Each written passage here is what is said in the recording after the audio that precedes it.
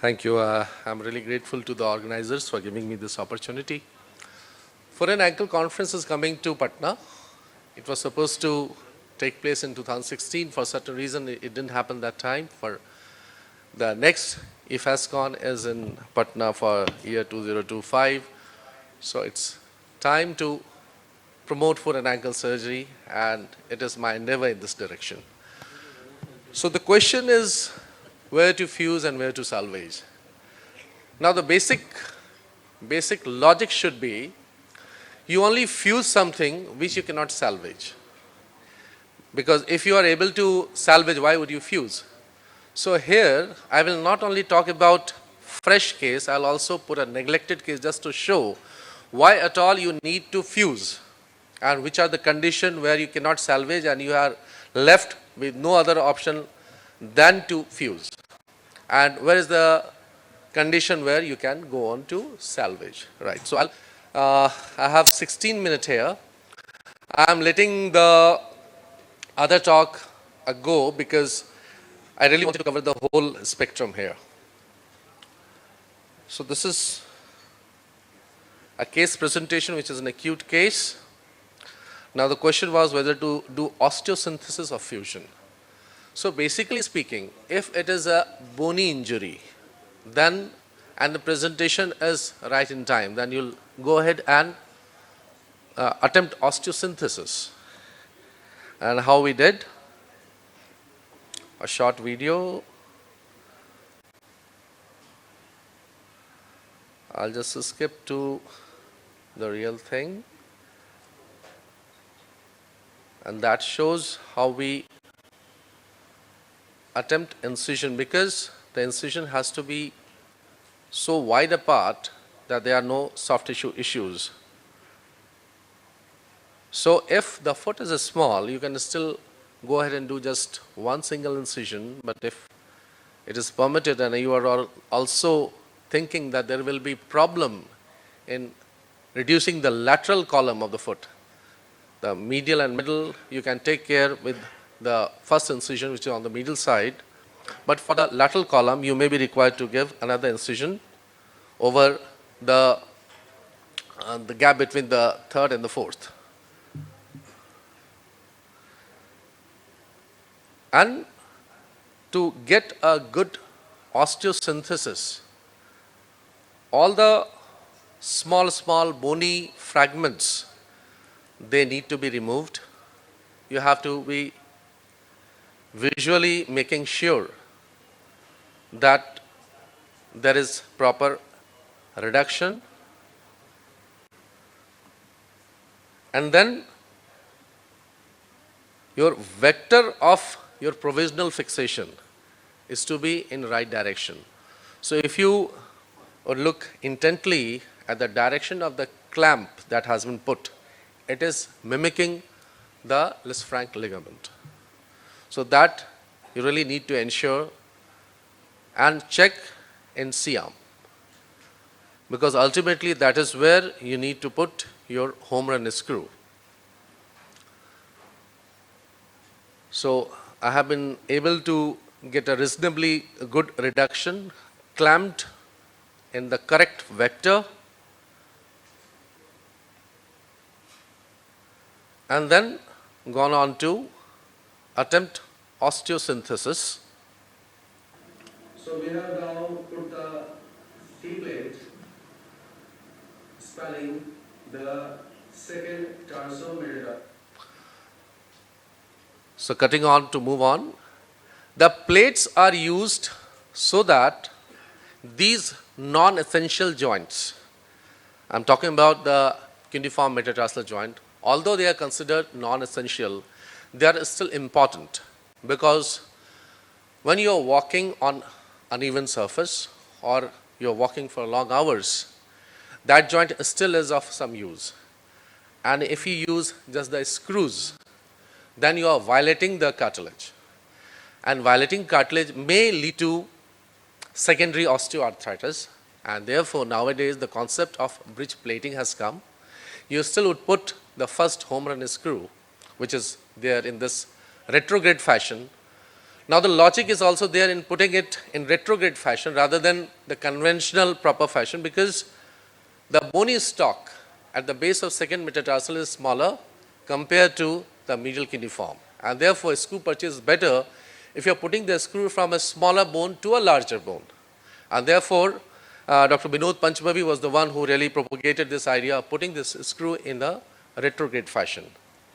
And here I used two incisions and could visually see that the lateral column was also reduced, and therefore we put just K wires, because we all know, because lateral column needs to be mobile, so there's no need to put screws. K wire can do. So this was the X-ray immediately after surgery, and this is the post-op X-ray. The lady has gone on to do well. So that was the fresh case. Now with that, I'll move to a case where we had to do arthrodesis.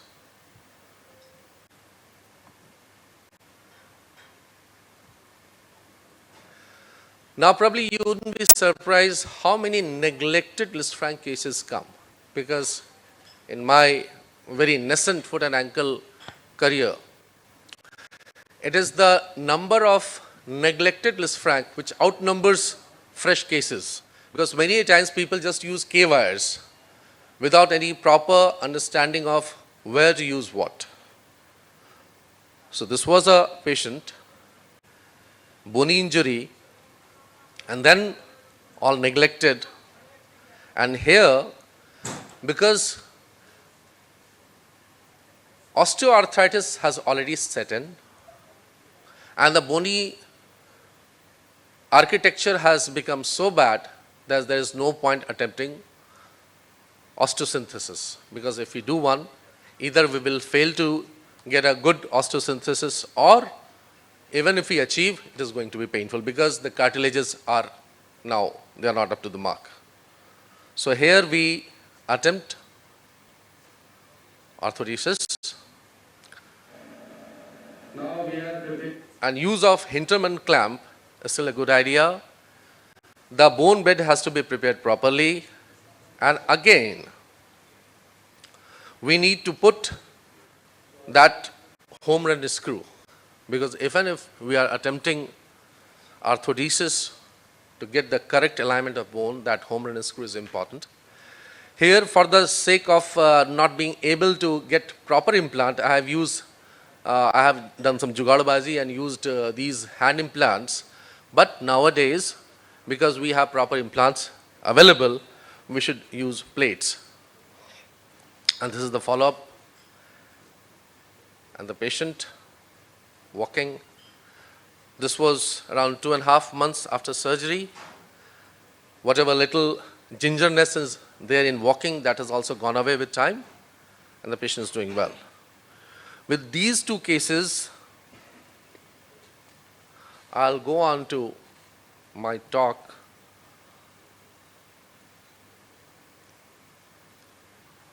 on current trend of fixation. So there are certain controversies that I'll touch upon in this presentation. In the two cases which I showed, they were bony injuries. Now I'm talking of subtle ligamentous injuries.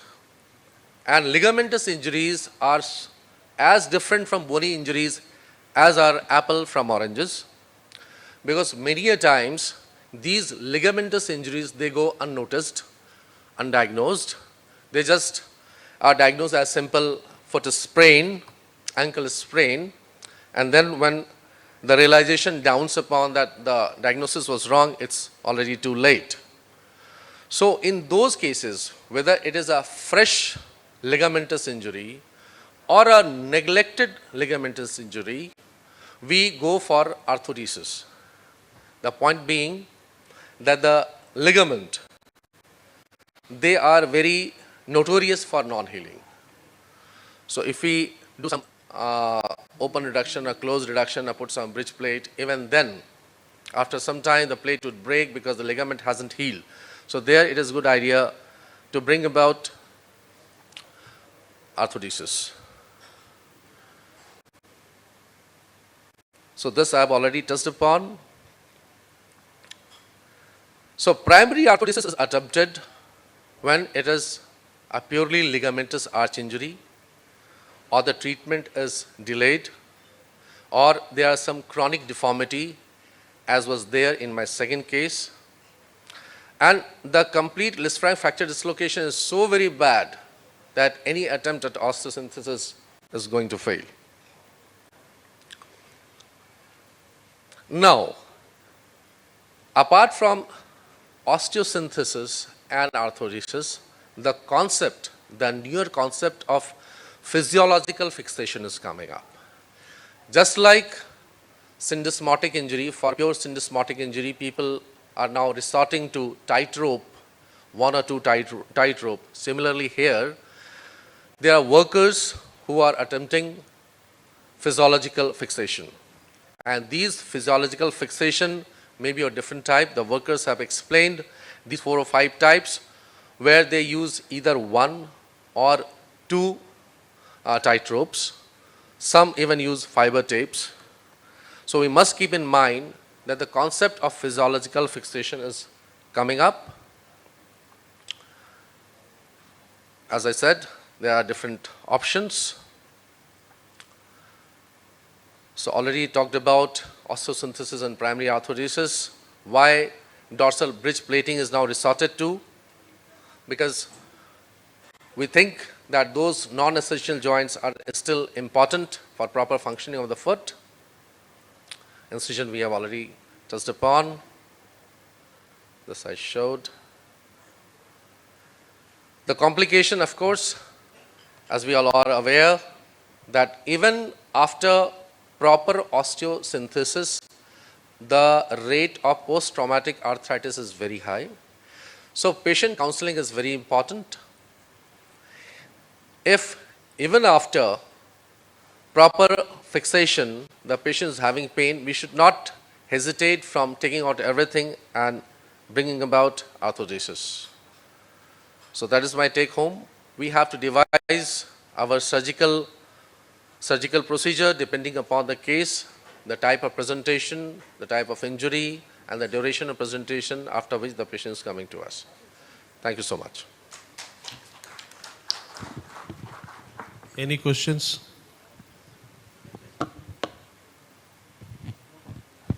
Excuse me, sir. Sir, in one case, you have explained that from small to large bone.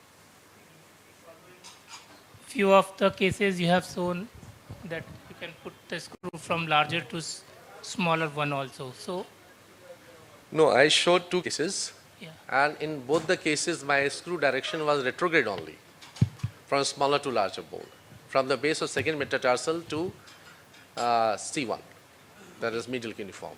So I nowadays always put screw from smaller to larger bone. Yeah. The, like direct fixation, better purchase. Sir. Yes, better purchase. Yeah. Shantanu, is it advisable to give 2 incisions? For the lateral column, we can put K wires, closed K wires. Yeah. And one of the cases you have shown that the second ray and the third ray you have fixed with 1 incision.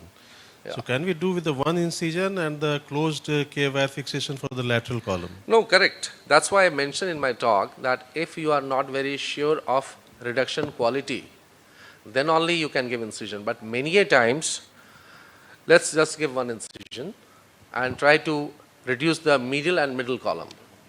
Most of the time, the lateral column will also get reduced. So if that happens, then you really don't need to open it. You just can put K wires. But if you are not satisfied with the quality of reduction, then and then only you should put the second incision. Yes.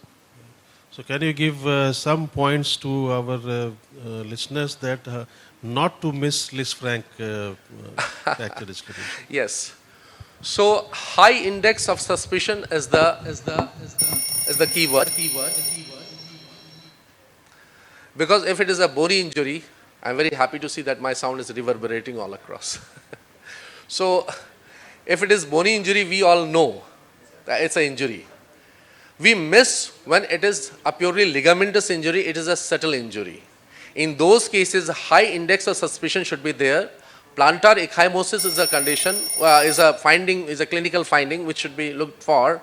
And then even for slightest of doubt, one has to go for MRI. Yes.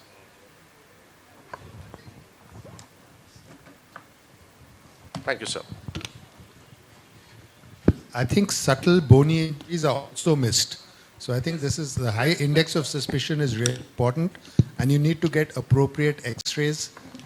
And in the late cases, you need to do weight bearing. You can't do it in the fresh cases, but in the late cases, you need to do weight bearing X-rays to really look at some of the ligamentous injuries.